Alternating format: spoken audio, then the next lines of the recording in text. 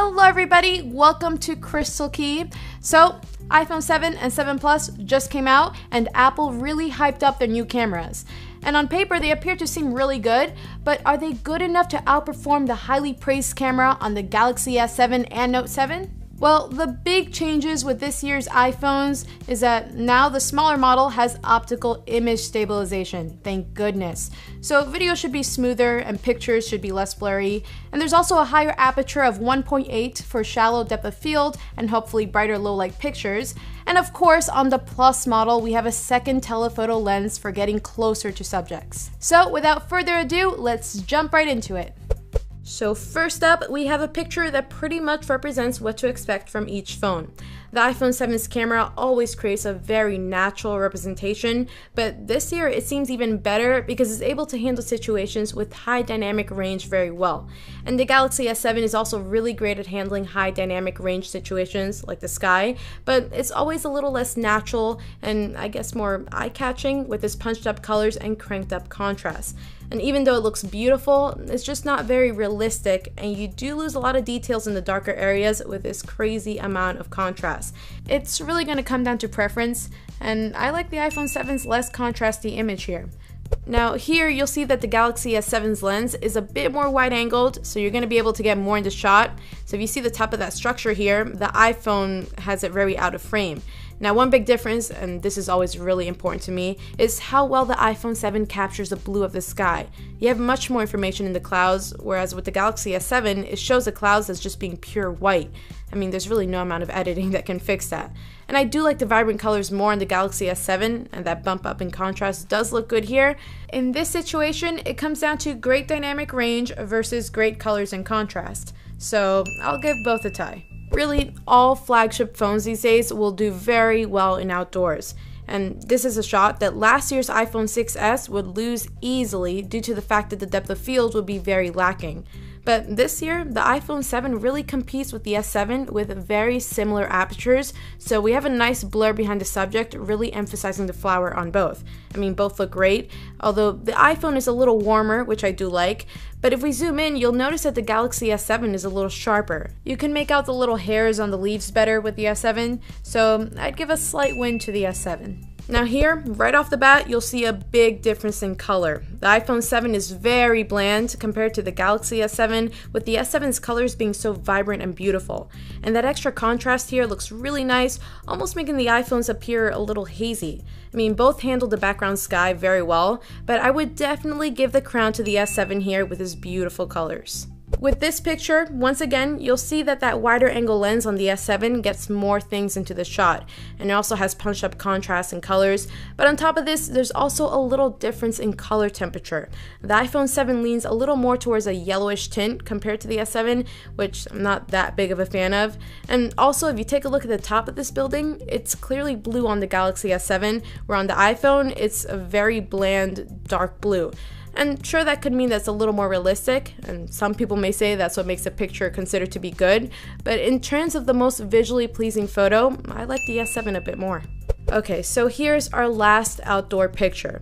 And by now, I'm sure we're all aware of the main differences. We got more saturated colors with the S7 and more contrast as well, which makes the photo look really nice in some areas, but sometimes not so much, like if we zoom in on my hair kind of just blends together to create a black blob on the S7, where on the iPhone you can kind of make out the different strands and layers. And while we're zoomed in here, you can see that the iPhone 7 is a little more grainy, while the S7 appears to have some post-processing smoothing going on. Okay, now let's zoom out, and let's take a look at the telephoto lens on the iPhone 7 Plus. So in a situation like this, that second lens really comes in handy. It's optically zoomed in, not digitally, so it's very clear. Now let's see what happens if we try to digitally zoom in with the S7. Yeah, it's just not the same effect. Now let's get into some low light shots. And like I said, most flagship phones will take great pictures outdoors, but it's low light where we start to see some real big differences. And that being said, I'm really impressed with how well the iPhone 7 does here. Last year's 6s Plus would have lost this comparison by miles, and you'll really see this when you check out my iPhone 7 versus iPhone 6s comparison coming in the next few days. But for now, the sky looks great on both here. Both images are bright, but if you look at the wood flooring on the boardwalk, you'll see that the S7 is slightly brighter. The S7 does have trouble though at exposing the bright signs, clipping in the highlights, where the iPhone 7 captures all the detail. And the S7 has a bit more post-processing sharpening going on, but not by much, and both phones are very colorful here. I mean, it's going to come down to preference for this one, but I really love how the iPhone 7 handles dynamic range here. Here's a picture Dan took of me, and there's a pretty big difference here. The S7 is much warmer, while the iPhone 7 seems to try to be correcting those harsh yellow lights. If we zoom in though, you'll see that the iPhone 7 has a lot more noise compared to the S7, and it seems very soft, so I'd say the S7 wins here. Here, the iPhone 7 appears brighter, but not without a slight haze, as if you turn the brightness slider up in an editing program. It creates a less colorful image, and it's one situation where some extra contrast would really help. The Galaxy S7 is bright but remains colorful with enough contrast, and it handles the bright areas of the image better, making it the winner here. Okay, let's get into more extreme low light. And there's a pretty clear winner here, no pun intended. The S7 is much more clear, with the iPhone 7 showing lots of gain. Mr. Krabs is looking pretty good in the S7's shot with his nice colors, and zooming in you can easily make out the division between his fingers, or I guess claws, where the iPhone 7 really loses this detail. The S7 wins by a lot here. Okay, but what about the selfies? The iPhone 7's front-facing camera has much improved, going from a 5-megapixel sensor to a 7-megapixel one. So you'll see we get a lot more detail over the Galaxy S7 since it's only 5 megapixels. Now, the Galaxy S7 does have an extremely wide-angle lens, giving its shot a much different look, and that's really great for group pictures or showing the background to give some context as to where you are, and I really do love that. But the iPhone's great picture quality compensates for its cropped-in shot. The sky really comes through with the iPhone. And even though the S7's skin smoothing helps remove imperfections, the iPhone 7 captures so much detail. So it depends on what you're looking for. But overall, the iPhone wins when it comes to image quality, while the S7 wins when it comes to actually getting everything in the shot. Now, when it comes to low light selfies, even though the S7 is much more wide angled, its quality takes a nosedive. And even though I really love that wide angle lens, it's just way too soft of an image for me to want to post anywhere, so I go with the iPhone 7 when it comes to low light selfies. Both phones record 4K video and they do a great job, but there's a couple of things to look for here though. So first, let's take a look at how well the optical image stabilization does on both. The iPhone 7 Plus is much smoother, which is very important for taking video. And the S7 is not too bad, but it's definitely a little more shaky.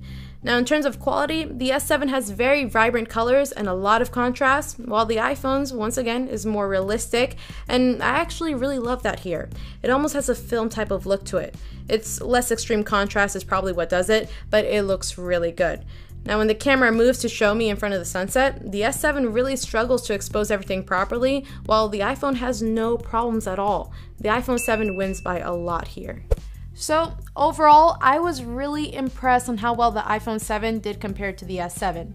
And if you remember my video comparing last year's iPhone to the S7's camera, you'll know that the iPhone 6s really fell behind, but this year is not the case. It's a very close comparison, but I do think I prefer the S7's image a little more often than the iPhone 7. Both phones take very different styled images, so it really is going to come down to preference. So I want to know what you guys think. Please let me know in the comments below. And stay tuned for the full review of the iPhone 7 and 7 Plus and another camera comparison comparing this year's iPhone to last year's 6s. So stay tuned for that. Subscribe. Thank you very much for watching, and I'll see you guys later.